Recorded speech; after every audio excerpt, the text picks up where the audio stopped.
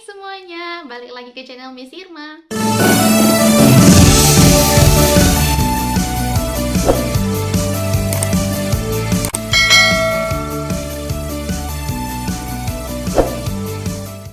Oke, kali ini aku bakal ngerekomendasikan metode pembelajaran speaking yang menarik.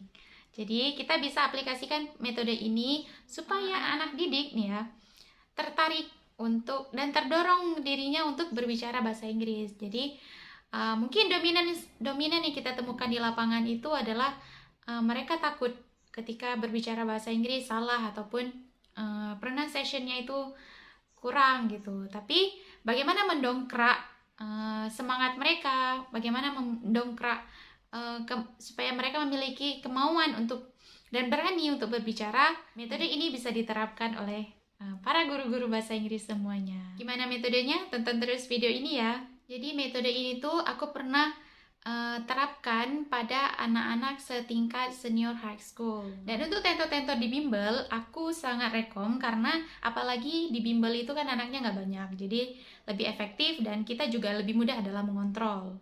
Nah, setelah aku terapkan metode ini dan aku evaluasi tuh di akhir, dan aku lihat yang tadinya anak-anak itu takut ketika berbicara bahasa Inggris, akhirnya dia memberanikan diri.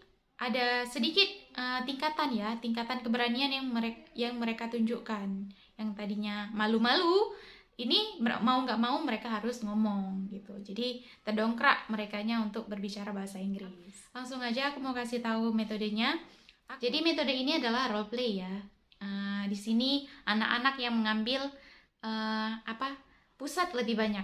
Jadi student centered learning. Aku pribadi menamakan metode ini dengan nama London Cafeteria. Jadi terserah untuk masing-masing guru ataupun tentor bisa menamakan semenarik mungkin. Nah, di sini kenapa aku namakan London Cafeteria? Karena aku ngeset kondisi di sebuah restoran ataupun coffee shop ya, dimana ada dua tim yang akan bermain. Nah, masing-masing dari mereka akan menjadi pelayan ataupun waiters, yang satunya lagi akan menjadi customer. Nah, bagaimana cara bermainnya? Check it out.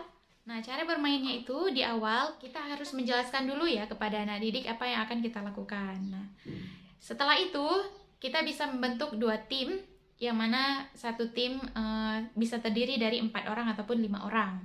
Setelah itu buat undian, di mana mereka akan mengambil undian untuk menentukan siapakah yang akan menjadi tim pelayan ataupun tim customer. Nah, setelah itu, untuk membantu mereka ketika bermain nantinya, ada baiknya memberikan clue ataupun kalimat yang biasa digunakan oleh pelayan ataupun customer di sebuah coffee shop. Apa-apa saja yang biasa mereka katakan gitu. Untuk memudahkan anak-anak ketika bermain nantinya. Nah, ntar di video berikutnya aku bakal kasih contoh-contoh kalimat yang bisa digunakan untuk permainan London Cafeteria roleplay ini. Nah, salah satu katanya misalnya, good morning sir, ataupun good morning miss, how may I help you, ataupun what would you like to order. Dan responnya bisa, good morning, I would like to order a beef sandwich please, ataupun a mocha latte, and so on. Banyak ya. Supaya mereka lebih well prepare ya, persiapannya matang, kita kasih waktu untuk mereka. Setelah mereka mendapatkan undian, tugas mereka sebagai apa, kita kasih waktu untuk mereka untuk ngeset bagaimana nantinya mereka akan menjalankan peran mereka. Misalnya di posisi sebagai pelayan, bagaimana mereka akan memilih orang-orang tertentu untuk menyambut di depan, ataupun yang akan menjadi pelayan, yang akan menjadi manajer gitu.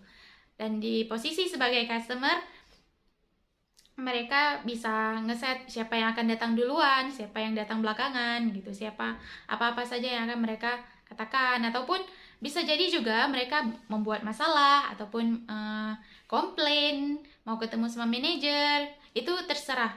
Setelah kita memberikan clue sama mereka, setelah kita memberikan kata bantu kepada mereka, biarkan mereka mengembangkan sesuai dengan apa yang mereka mau, sesuai kreativitas mereka mau seperti apa. Selanjutnya, nah, jadi setiap tim itu akan menilai tim yang lain ketika permainan dimulai.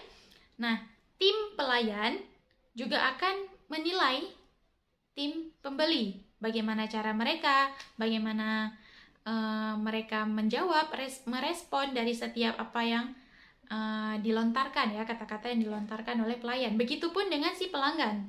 Tim pelanggan juga akan menilai bagaimana pelayanan yang diberikan oleh pelayan itu. Bagaimana cara dia ramahnya, bagaimana cara dia menanyakan apa yang mau di-order, segala macam. Ketika permainan berlangsung, kita juga akan menilai bagaimana cara mereka, bagaimana bahasa Inggris mereka, bagaimana keberanian mereka. Banyak sisi yang akan dinilai. Nah, di akhir setelah permainan selesai, kita memberikan waktu kepada kedua tim ini untuk memberikan review. Nah, mereka diajak untuk memberikan penilaian ataupun masukan atau apa saja yang mereka pikirkan untuk tim seberang. Misalnya dari tim pembeli mau memberikan saran seperti ini, mereka kurangnya di sini gitu.